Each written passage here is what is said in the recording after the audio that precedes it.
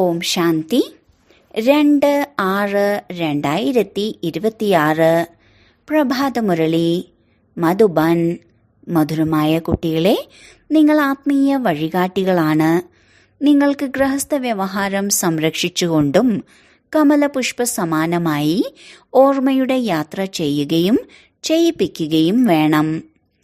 ചോദ്യം: ബാബ കുട്ടികളുടെ ഏത് രീതിയിലുള്ള അലങ്കാരമാണ് ചെയ്യുന്നത്? ഏത് അലങ്കാരമാണ് വിലക്കുന്നത്?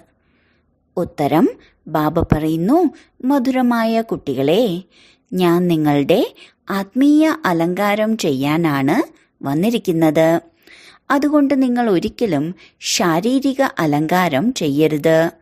നിങ്ങൾ യാചകരാണ്. നിങ്ങൾക്ക് ഫാഷനോട് താല്പര്യം ഉണ്ടാകരുത്. ലോകം വളരെ മോശമാണ്. അതുകൊണ്ട് അല്പം പോലും ശരീരത്തിന്റെ ഫാഷൻ കാണിക്കരുത്. ഗീതം. അവസാനം ആ ദിവസം ഇന്ന് വന്നെത്തി. ഓം ശാന്തി. പരിധിയില്ലാത്ത ബാബ പരിധിയില്ലാത്ത കുട്ടികൾക്ക് മനസ്സിലാക്കി തരികയാണ്. പരിധിയില്ലാത്തത് അർത്ഥം ഒരു പരിധിയും ഇല്ലാത്തത്. എത്രയധികം കുട്ടികളാണ്! ഇത്രയും അളവറ്റ കുട്ടികളുടെ രചയിതാവാകുന്ന അച്ഛൻ ഒന്നാണ്. ലൗകികത്തിൽ പരിധിയുള്ള അച്ഛന്മാരാണ്. ശിവബാബ ആത്മാക്കളുടെ പരിധിയില്ലാത്ത അച്ഛനാണ്. പരിധിയുള്ള ശരീരത്തിന്റെ അച്ഛന്മാരുണ്ട്. ആത്മാക്കളുടെ പരിധിയില്ലാത്ത അച്ഛനെയാണ് ഭക്തിമാർഗത്തിൽ സർവാത്മാക്കളും ഓർമ്മിക്കുന്നത്. നിങ്ങൾ കുട്ടികൾക്കറിയാം, ഭക്തിമാർഗത്തിൽ തന്നെയാണ് രാവണരാജ്യം. രാവണരാജ്യത്തിൽ നിന്ന് മുക്തമാക്കി രാമരാജ്യത്തിലേക്ക് കൊണ്ടുപോകൂ എന്ന് പറഞ്ഞ് മനുഷ്യർ വിളിക്കുന്നു.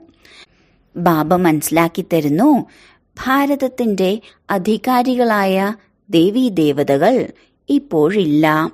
അവർ ആയിരുന്നു എന്ന് പോലും നിങ്ങൾ ഇപ്പോഴാണ് അറിയുന്നത്. നമ്മൾ തന്നെ ആയിരുന്നു സത്യുഗി സൂര്യവംശി കുലത്തിലുള്ള അധികാരികളായിരുന്നത്.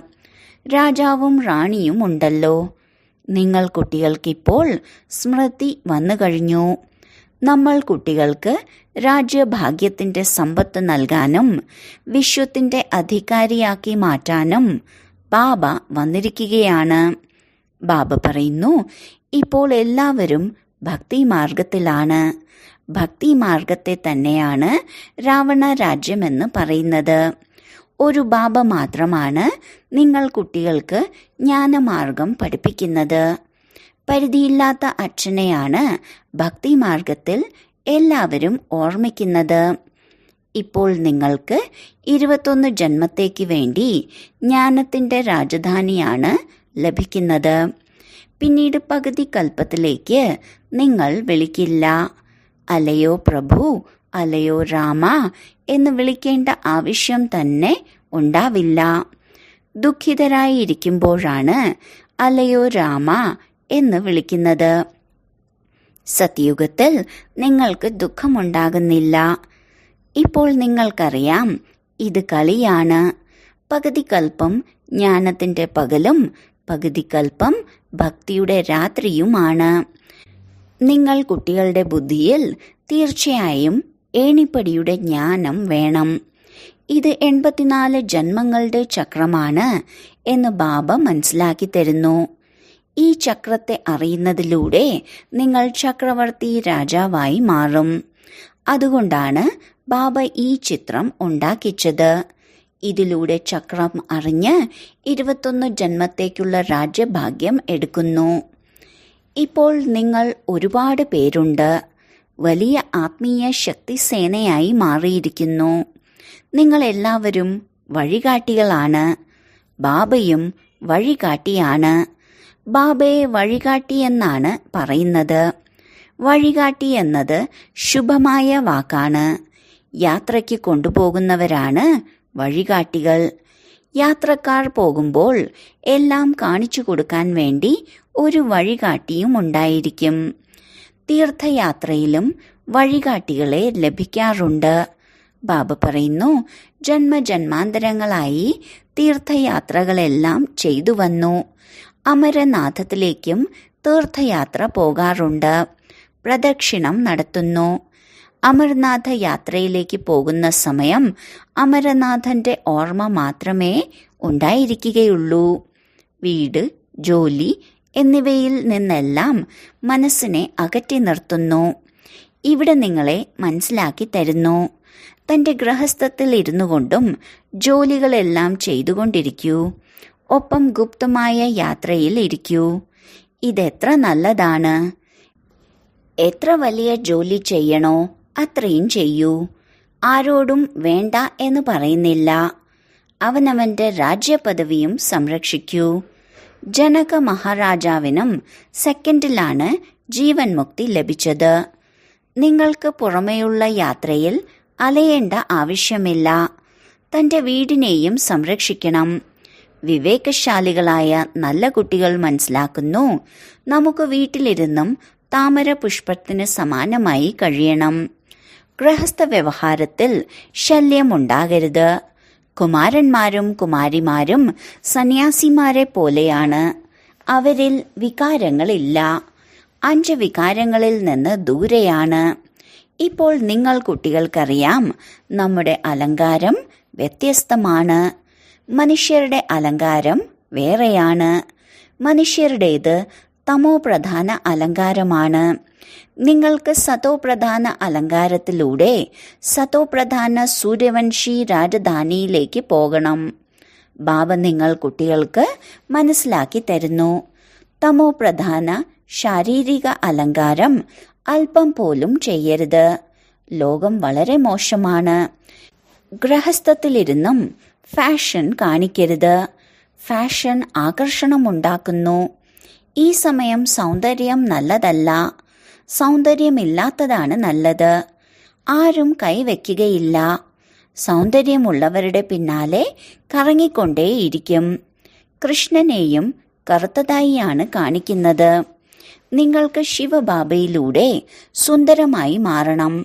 മറ്റുള്ളവർ പൗഡർ ഉപയോഗിച്ചാണ് സുന്ദരമാകുന്നത്. എത്ര ഫാഷനാണ്. കാര്യം തന്നെ പറയണ്ട. ധനവാന്മാരുടെ സത്യനാശമാണ്. പാവപ്പെട്ടവർ നല്ലവരാണ്. ഗ്രാമങ്ങളിൽ പോയി ഗ്രാമവാസികളുടെ മംഗളം ചെയ്യണം. പക്ഷെ ശബ്ദമുയർത്താൻ ഉന്നത തലത്തിലുള്ളവർ ആരെങ്കിലും വേണം. നിങ്ങളെല്ലാവരും സാധാരണക്കാരല്ലേ? ആരെങ്കിലും ധനവാന്മാരുണ്ടോ? നിങ്ങൾ എത്ര സാധാരണമായാണ് ഇരിക്കുന്നതെന്ന് നോക്കൂ. ബോംബെയിൽ എത്ര ഫാഷനാണ് ഉള്ളത്. ബാബയെ കാണാൻ വരുമ്പോൾ പറയും, നിങ്ങൾ ഭൗതിക അലങ്കാരമാണ് ചെയ്തിട്ടുള്ളത്. ഇപ്പോൾ 21 ജന്മത്തേക്ക് വേണ്ടി സ്വർഗത്തിന്റെ മാലാഖയായി മാറുന്ന തരത്തിൽ വരൂ. ജ്ഞാനത്തിന്റെ അലങ്കാരം ചെയ്യാം. സദാ സുഖികളായി മാറും. ഒരിക്കലും കരയുകയും ഇല്ല, ദുഃഖവും ഉണ്ടാകുന്നില്ല. ഇപ്പോൾ നിങ്ങൾ ഭൗതിക അലങ്കാരം ഉപേക്ഷിക്കൂ. നിങ്ങളെ ജ്ഞാനരത്നങ്ങളാൽ ഒന്നാന്തരമായി അലങ്കരിക്കാം. അതിൻ്റെ കാര്യമേ പറയേണ്ട. അഥവാ എൻ്റെ മതമനുസരിച്ച് നടക്കുകയാണെങ്കിൽ മഹാറാണിയാക്കി മാറ്റാം. ഇത് നല്ലതാണല്ലോ. നിങ്ങൾ എല്ലാ ഭാരതവാസികളെയും ഈ തമോപ്രധാന ആസുരീയ ലോകമാകുന്ന നരകത്തിൽ നിന്നും മുക്തമാക്കി സ്വർഗത്തിന്റെ മഹാറാണിയാക്കി മാറ്റുന്നു. ഇപ്പോൾ നമ്മൾ വെള്ള വസ്ത്രത്തിലാണ്. അടുത്ത ജന്മത്തിൽ നമ്മൾ സ്വർണക്കരണ്ടി ഉപയോഗിച്ച് പാൽ കുടിക്കും. ഇത് വളരെ അഴുക്കുള്ള ലോകമാണ്. സ്വർഗം തന്നെയാണ്. അതിൻ്റെ കാര്യമേ പറയേണ്ട. നിങ്ങളിവിടെ യാചകരാണ്. ഭാരതം ദരിദ്രമാണ്. യാചകരിൽ നിന്ന് ധനവാൻ എന്നാണ് മഹിമ. വീണ്ടും ഈ ഭാരതത്തിൽ തന്നെയാണ് ജന്മമെടുക്കുക. ബാബ നമ്മളെ സ്വർഗത്തിന്റെ അധികാരിയാക്കി മാറ്റിയിരുന്നു. രാത്രിയും പകലും തമ്മിലുള്ള വ്യത്യാസമുണ്ട്. കഴിക്കാൻ ഒന്നുമില്ലാത്ത മഹാദരിദ്രർക്കാണ് ദാനം കൊടുക്കുന്നത്. ഭാരതത്തിനാണ് മഹാദാരിദ്ര്യമുള്ളത്. ഈ സമയം എല്ലാവരും തമോ പ്രധാനമാണ്. പാവപ്പെട്ട മനുഷ്യർക്ക് അറിയില്ല.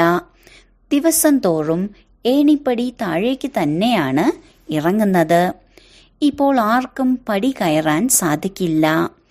16 കലയിൽ നിന്നും 14 കലയും പിന്നെ 12 കലയും താഴേക്ക് ഇറങ്ങിക്കൊണ്ടേയിരിക്കുന്നു. ഈ ലക്ഷ്മി നാരായണൻ പോലും ആദ്യം 16 കല സമ്പൂർണരായിരുന്നു. പിന്നീട് 14 കലയാകുമ്പോൾ താഴേക്ക് ഇറങ്ങുന്നു. ഇതും നല്ല രീതിയിൽ ഓർമ്മിക്കണം. ഏണിപ്പടി ഇറങ്ങി തീർത്തും പതീതരായി മാറിക്കഴിഞ്ഞു. വീണ്ടും ആരാണ് സ്വർഗത്തിന്റെ അധികാരിയാക്കി മാറ്റുന്നത്? ലോകത്തിന്റെ ചരിത്രവും ഭൂമിശാസ്ത്രവും ആവർത്തിക്കുന്നു. ഇതും എല്ലാവരും പറയാറുണ്ട്. എന്നാൽ ഏത് ചരിത്രവും ഭൂമിശാസ്ത്രവുമാണ് ആവർത്തിക്കപ്പെടുന്നതെന്ന് ആർക്കും അറിയില്ല.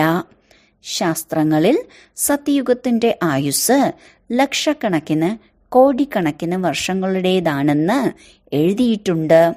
സത്യയുഗം എപ്പോൾ വരുമെന്ന് ചോദിക്കൂ.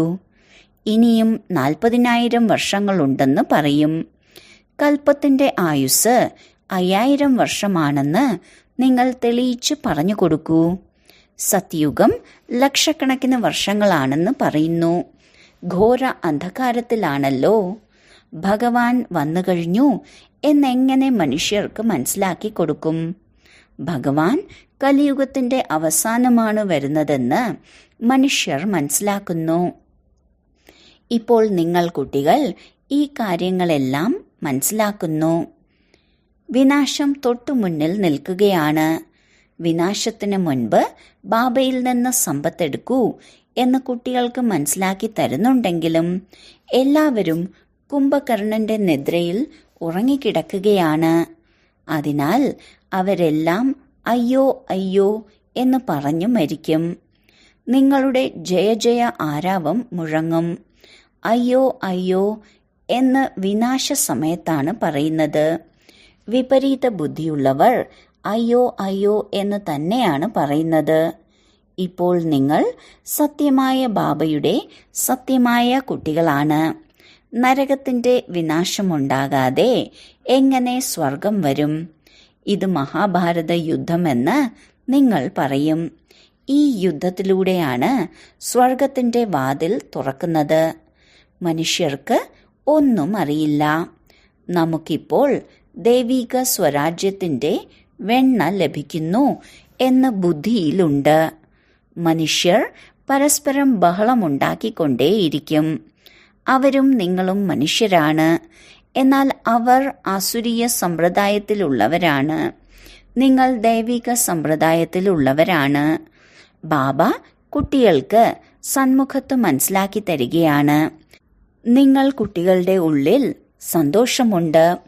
ഇപ്പോൾ നിങ്ങൾ രാജധാനി നേടിക്കൊണ്ടിരിക്കുന്നത് പോലെ ഒരുപാട് തവണ നിങ്ങൾ നേടിയിട്ടുണ്ട്.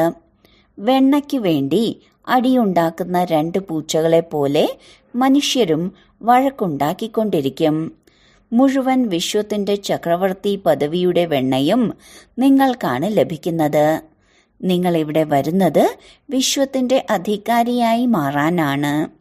നമ്മൾ ബാബയെ ഓർമ്മിച്ച് കർമാതീത അവസ്ഥ പ്രാപിക്കും എന്ന് നിങ്ങൾക്കറിയാം. മനുഷ്യർ പരസ്പരം യുദ്ധം ചെയ്തുകൊണ്ടേയിരിക്കും. എന്നാൽ നിങ്ങൾ വിശ്വത്തിന്റെ ചക്രവർത്തി പദവി പ്രാപ്തമാക്കുക തന്നെ ചെയ്യും. ഇത് സാധാരണ കാര്യമാണ്. ബാഹുബലമുള്ളവർക്ക് വിശ്വത്തിന്റെ ചക്രവർത്തി പദവി നേടാൻ സാധിക്കില്ല. നിങ്ങൾ യോഗബലത്തിലൂടെ വിശ്വത്തിന്റെ അധികാരിയായി മാറുന്നു. നിങ്ങളുടെ അഹിംസ പരമമായ ദൈവിക ധർമ്മമാണ്. 2 തരത്തിലുള്ള ഹിംസകളും സത്യയുഗത്തിലില്ല. ആദി മധ്യ അന്ത്യം ദുഃഖം നൽകുന്ന കാമമാകുന്ന ഹിംസ വളരെ മോശമാണ്. രാവണ രാജ്യം എപ്പോഴാണ് എന്നാർക്കും അറിയില്ല. ഇപ്പോൾ വിളിക്കുന്നു, വന്ന് നമ്മളെ പാവനമാക്കി മാറ്റൂ. അപ്പോൾ ഒരു സമയം പാവനമായിരുന്നു. ഭാരതവാസികളായ കുട്ടികൾ തന്നെയാണ് വിളിക്കുന്നത്. ദുഃഖത്തിൽ നിന്ന് മുക്തമാക്കി ശാന്തിധാമത്തിലേക്ക് കൊണ്ടുപോകൂ. ദുഃഖം ഹരിച്ച് സുഖം നൽകൂ. കൃഷ്ണനെ ഹരി എന്നും പറയാറുണ്ട്. ബാബ ഞങ്ങളെ ഹരിയുടെ അടുത്തേക്ക് കൊണ്ടുപോകൂ. ഹരിയുടെ അടുത്തേക്ക് എന്നാൽ കൃഷ്ണപുരി. ഈ ലോകം കംസപുരിയാണ്. ഈ കംസപുരിയാകുന്ന ലോകം നമ്മൾ ഇഷ്ടപ്പെടുന്നില്ല. മായയുടെ ഒരു കളിയെക്കുറിച്ച് കാണിക്കുന്നുണ്ട്. രാവണ രാജ്യം ദ്വാപരയുഗം മുതലാണ് തുടങ്ങുന്നതെന്ന് നിങ്ങൾക്കറിയാം. പാവനമായ ദേവതകൾ പതിതരാകാൻ തുടങ്ങുന്നു. ഇതിന്റെ അടയാളങ്ങളും ജഗന്നാഥപുരിയിലുണ്ട്. ലോകം വളരെ അഴുക്കാണ്. ഇപ്പോൾ നമ്മൾ ഈ കാര്യങ്ങളിൽ നിന്നെല്ലാം മാറി സ്വർഗത്തിലേക്ക് പോകുന്നു. ഇതിൽ വളരെ പരിശ്രമമുണ്ട്. മഹാവീരനാകണം. ബാബയുടേതായി പിന്നെ പതീതമാകരുത്. മനുഷ്യർ മനസ്സിലാക്കുന്നത് സ്ത്രീയും പുരുഷനും ഒരുമിച്ചിരുന്നാൽ കാമത്തിന്റെ തീ പിടിക്കില്ല എന്നത് അസംഭവ്യമാണെന്ന്. ഇവിടെ സ്ത്രീയെയും പുരുഷനെയും സഹോദരനും സഹോദരിയുമാക്കി മാറ്റുന്നതുകൊണ്ടാണ് ബഹളം ഉണ്ടാക്കുന്നത്. ഇങ്ങനെ എവിടെയും എഴുതി വച്ചിട്ടില്ലല്ലോ. ഇവിടെ എന്ത് മായാജാലമാണെന്ന് അറിയില്ല. നോക്കൂ, നിങ്ങൾ ബ്രഹ്മകുമാരിയുടെ അടുത്തേക്ക് പോയാൽ നിങ്ങളെ അവിടെ കെട്ടിയിടും. ഇങ്ങനെയെല്ലാം പലരും പ്രചരിപ്പിക്കുന്നു. ഇതും ഡ്രാമയിൽ അടങ്ങിയിട്ടുണ്ട്. പാർട്ടുള്ളവർ എങ്ങനെയാണെങ്കിലും വരും. ഇതിൽ പേടിക്കേണ്ട കാര്യം തന്നെ ഇല്ല. ശിവബാബ ജ്ഞാനത്തിന്റെ സാഗരനും പതീത പാവനനും സദ്ഗതി ദാതാവുമാണ്. ബ്രഹ്മാവിലൂടെ പതീതത്തിൽ നിന്നും പാവനമാക്കി മാറ്റുന്നു. ആർക്കും വായിക്കാൻ പറ്റുന്ന വിധത്തിൽ വലുതാക്കി എഴുതണം.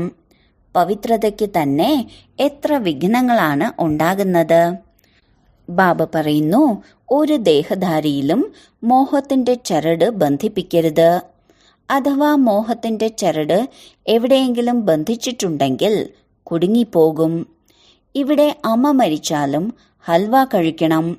ബാബ മുന്നിലിരുത്തി ചോദിക്കാറുണ്ട്, നിങ്ങളുടെ ആരെങ്കിലും നാളെ മരിക്കുകയാണെങ്കിൽ കരയില്ലല്ലോ. കണ്ണുനീർ വന്നാൽ തോറ്റുപോയി. ഒരു ശരീരം വിട്ട് മറ്റൊന്നെടുക്കുകയാണെങ്കിൽ കരയേണ്ട ആവശ്യമെന്താണ്? രണ്ടാമതൊരാൾ കേട്ടാൽ പറയും, വായിലൂടെ ശുഭമായത് പറയൂ എന്ന്. നോക്കൂ, നല്ലത് തന്നെയാണ് പറയുന്നത്. സത്യുഗത്തിൽ കരയില്ല. എന്നാൽ നിങ്ങളുടെ ഈ ബ്രാഹ്മണ ജീവിതം ദേവതകളെക്കാളും ഉയർന്നതാണ്. നിങ്ങൾ എല്ലാവരെയും കരയുന്നതിൽ നിന്ന് മുക്തമാക്കുന്നവരാണ്. പിന്നെ നിങ്ങൾക്ക് എങ്ങനെ കരയാൻ സാധിക്കും? നമ്മെ സ്വർഗത്തിലേക്ക് കൊണ്ടുപോകുന്ന പതിമാരുടെയും പതിയായ ബാബയെ ലഭിച്ചു. പിന്നെ നരകത്തിലേക്ക് തള്ളിയിടുന്നവർക്ക് വേണ്ടി കരയേണ്ട കാര്യം എന്താണ്? ബാബ സമ്പത്തെടുക്കാൻ വേണ്ടി എത്ര മധുരമധുരമായ കാര്യങ്ങളാണ് കേൾപ്പിക്കുന്നത്.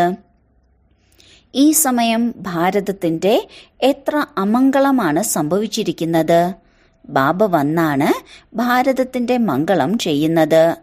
ഭാരതത്തെ മഗധ ദേശമെന്നാണ് പറയുന്നത്. സിന്ധിനെ പോലെ പരിഷ്കാരിയായ മറ്റൊരു ദേശവുമില്ല. വിദേശത്തിൽ നിന്നാണ് ഫാഷൻ പഠിച്ചു വരുന്നത്. പെൺകുട്ടികൾ തലമുടിക്ക് വേണ്ടി മാത്രം എത്രയാണ് ചിലവാക്കുന്നത്? അവരെ നരകത്തിന്റെ മാലാഖമാർ എന്നാണ് പറയുന്നത്. ബാബ നിങ്ങളെ സ്വർഗത്തിന്റെ മാലാഖമാരാക്കി മാറ്റുകയാണ്. ഈ കാര്യം മറ്റുള്ളവരോട് പറഞ്ഞാൽ പറയും, നമുക്ക് ഈ ലോകം തന്നെയാണ് സ്വർഗം. ഈ സുഖമെങ്കിലും എടുക്കട്ടെ. നാളെ എന്ത് സംഭവിക്കുമെന്ന് നമ്മൾക്കറിയില്ലല്ലോ. ഇങ്ങനെയുള്ള അനേക ചിന്താഗതിക്കാരും വരുന്നു. ശരി, വളരെ കാലത്തെ വേർപാടിന് ശേഷം തിരികെ കിട്ടിയ മധുരമധുരമായ സന്താനങ്ങൾക്ക് മാതാവും പിതാവുമായ ബാബ്ദാദയുടെ സ്നേഹസ്മരണകളും പുലർക്കാല വന്ദനവും. ആത്മീയ പിതാവിൻ്റെ ആത്മീയ കുട്ടികൾക്ക് നമസ്കാരം. ധാരണയ്ക്കുള്ള മുഖ്യസാരം: 1. സത്യമായ ആത്മീയ വഴികാട്ടിയായി മാറി എല്ലാവർക്കും വീട്ടിലേക്കുള്ള വഴി പറഞ്ഞു കൊടുക്കണം. ശരീര നിർവഹണാർത്ഥം ജോലി ചെയ്തുകൊണ്ടും ഓർമ്മയുടെ യാത്രയിൽ കഴിയണം. കാര്യവ്യവഹാരത്തിൽ ബുദ്ധിമുട്ട് അനുഭവപ്പെടരുത്. 2. ജ്ഞാനത്താൽ അലങ്കരിച്ച് സ്വയത്തെ സ്വർഗത്തിന്റെ മാലാഖയാക്കി മാറ്റണം. ഈ തമോപ്രധാന ലോകത്തിൽ ശാരീരിക അലങ്കാരം ചെയ്യരുത്. കലിയുഗി ഫാഷൻ ഉപേക്ഷിക്കണം. വരദാനം: തന്റെ യജമാന സ്വരൂപത്തിന്റെയും ബാലക സ്വരൂപത്തിന്റെയും ബാലൻസിലൂടെ യുക്തിയുക്തമായി കാര്യങ്ങൾ ചെയ്യുന്ന സഫലതാമൂർത്തിയായി ഭവിക്കട്ടെ. സേവനങ്ങളിൽ ബാലക സ്വരൂപം, പുരുഷാർത്ഥത്തിൽ യജമാന സ്വരൂപം. സംബന്ധ സമ്പർക്കങ്ങളിൽ സേവനങ്ങളിലും ബാലക സ്വരൂപം, ഓർമ്മയുടെ യാത്രയിലും ജ്ഞാന മനനത്തിലും യജമാന സ്വരൂപം. കൂട്ടായ്മയിലും കൂട്ടുകാർക്കിടയിലും ബാലക സ്വരൂപം, വ്യക്തിഗത രൂപത്തിൽ യജമാന സ്വരൂപം. ഇങ്ങനെയുള്ള ബാലൻസിലൂടെ പോകുന്നതിനെയാണ് യുക്തിയുക്തമായി ജീവിക്കുക എന്ന് പറയുന്നത്. ഇതിലൂടെ വളരെ എളുപ്പത്തിൽ ഓരോ കാര്യത്തിലും സഫലത ലഭിക്കുന്നു. മാത്രമല്ല, സ്ഥിതി ഏകരസമായി നിലനിൽക്കുകയും സഹജമായി സർവരുടെയും സ്നേഹിയായി മാറുകയും ചെയ്യുന്നു. സ്ലോഗൻ: ചിന്തയും കർമ്മവും സമാനമായവരെയാണ് വിൽ പവർ ഉള്ള ശക്തിശാലി ആത്മാക്കൾ എന്ന് പറയുന്നത്. അവ്യക്ത സൂചന: സദാ ഹർഷിതമായി ഇരിക്കുന്നതിനായി തന്റെ സ്വഭാവം സരളമാക്കി മാറ്റൂ. സഹനശീലരായി മാറൂ. സന്തോഷമായി ഇരിക്കുക എന്ന ഗുണം പുരുഷാർത്ഥത്തിന് വളരെ സഹായകമാണ്. പക്ഷെ മുഖം പോലെ തന്നെ ആത്മാവും സദാ ഹർഷിതമായി നിലനിൽക്കണം. ഇത് സ്വാഭാവിക ഗുണമായി ആത്മാവിൽ ഉണ്ടായിരിക്കണം. സദാ ഹർഷിതമായി ഇരിക്കുകയാണെങ്കിൽ മായയുടെ ഒരാകർഷണത്തിനും താങ്കളെ ആകർഷിക്കാനാകില്ല. ഇത് ബാബയുടെ ഗ്യാരണ്ടിയാണ്. എന്നാൽ സദാ ഹർഷിതമായി ഇരിക്കാനായി തന്റെ ആത്മീയ അന്തസ്സിൽ ഇരിക്കണം. മാത്രമല്ല, സഹനശീലരായി മാറി സാക്ഷി ദൃഷ്ടാവായി മായയുടെ കളികൾ കാണണം. ഓം ശാന്തി.